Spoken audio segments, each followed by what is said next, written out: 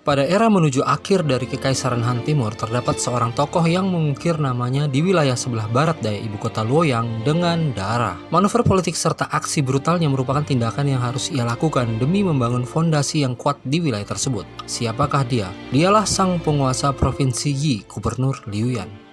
Liu Yan lahir dalam keluarga Kekaisaran Han Barat. Ayahnya Pangeran Liu Yu merupakan anak kelima dari Kaisar Jing pada periode 157 hingga 141 kalender sebelum Masehi. Karirnya yang cemerlang dalam politik membuatnya mendapatkan posisi vital dalam Kekaisaran Han Timur. Posisi tertingginya saat itu adalah sebagai 9 pejabat tinggi Kekaisaran Han.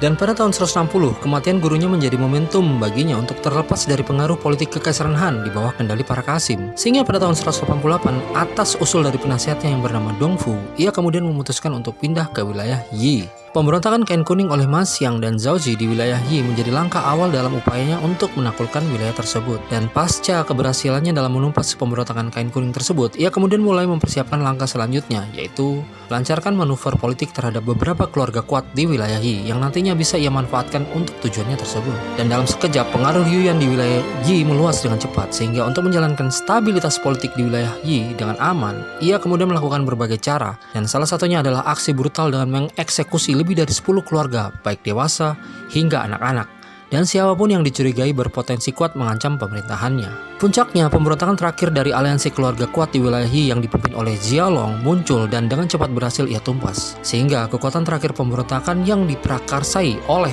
beberapa keluarga kuat yang menjadi benalu dalam pemerintahannya sudah tidak ada. Dan pada akhirnya, Liu Yan kemudian secara absolut memerintah wilayah Yi secara merdeka. Meskipun masih berada dalam lingkup perlindungan Kekaisaran Han Timur, akan tetapi aksi dan tindakannya tersebut merupakan bentuk perlawanan terhadap otoritas Kekaisaran Han yang disamarkan secara sempurna, yang nantinya menginspirasi kekuatan militer baru di berbagai wilayah hingga lahirnya zaman 3 kerajaan yang salah satunya berbasis di wilayahnya.